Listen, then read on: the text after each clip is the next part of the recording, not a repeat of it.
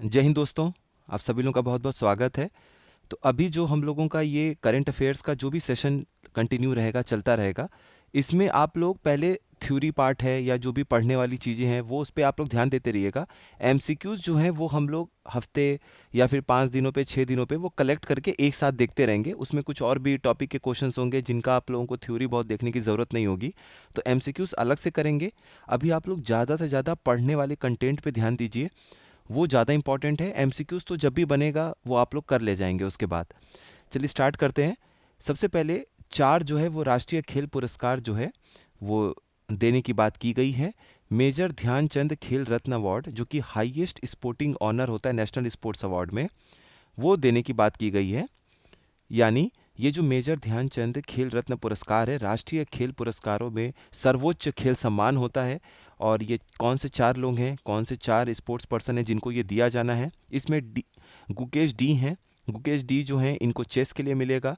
हरमनप्रीत सिंह जी हैं, इनको हॉकी के लिए मिलेगा। ये हरमनप्रीत सिंह हैं हॉकी के लिए, गुकेश डी हैं ये चेस के लिए। प्रवीण कुमार हैं पैरा एथलेटिक्स, इनके लिए मतलब इनको भी मिल रहा है राष्ट्रीय खेल पुरस्कार, मेजर ध्यानचंद खेल रत्न अवार्ड जो है।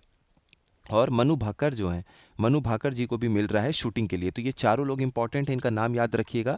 किसी भी वनडे एग्जाम में ये पूछा जा सकता है।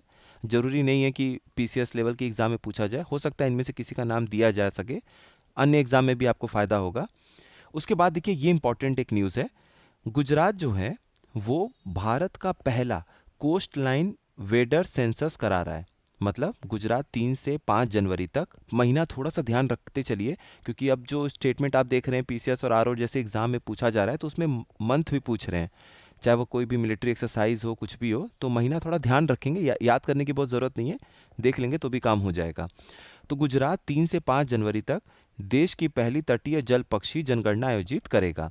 तो जो भी ये पक्षी वगैरह हैं, जो भी समुद्री जीव और ये समुद्री पक्षी ये सब जितने भी हैं, उनकी जनगणना कराने वाला पहला राज्य बनने जा रहा है कौन? गुजरात।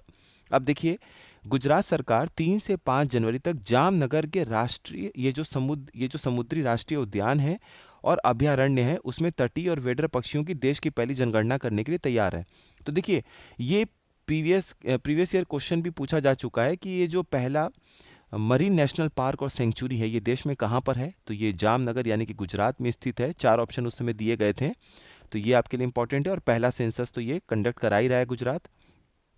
यहाँ पर आप मैप में ध्यान दीजिएगा, ये जो गल्फ ऑफ कच्छ है, कच्छ की खाड़ी, यहाँ पर ये देखिए ये जामनगर है, ठीक है, यहाँ कहीं द्वारका है, तो इसके बीच में ये कवर करता है कच्छ की खाड़ी में, ठीक है। ये अपना पहला जो मरीन नेशनल पार्क और सेंचुरी है वहाँ पर ये सेंसस कंडक्ट कराया जा रहा है। अब इंपॉर्टेंट चीज़, ये जो मरीन नेशनल पार्क है और जो सेंचुरी है गुजरात में, ये भारत का पहला मरीन नेशनल पार्क है, इसलिए इम्पॉर्टेंट है। और लगभग दिया हुआ है द्वारका, जामनगर, मोरबी, इतने ज़िलों में फैला हुआ है। ये नहीं भी याद रहता है तो कोई बात नहीं।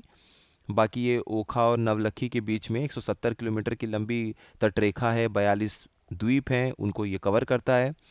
और ये जो प्रोटेक्टेड एरिया है ये गल्फ ऑफ कच्छ में है, कच्छ की खाड़ी में, याद रखिएगा, खंबत में नहीं है, गल्फ ऑफ खंबत में नहीं है, गल्फ ऑफ कच्छ में है।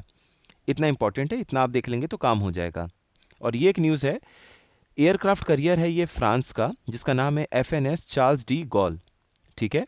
ये गोवा और कोच्चि में 4 जनवरी से रुकेगा। तो अभी ये इंडियन ओशियन में आया हुआ है, इंडियन ओशियन में ये है आया है, और कोच्चि और गोवा में ही रुकेगा। उसके बाद भारत और फ्रांस के बीच में भूमध्य सागर मेडिटेरियन सी के पास में काफ़ी सारा मिलिट्री नेवी एक्सरसाइज जो है वो भी होगा। तो जब वो न्यूज़ आएगी तो आप लोगों को फिर से महीने के साथ बता दिया जाएगा, तो उसको ध्यान रखिएगा।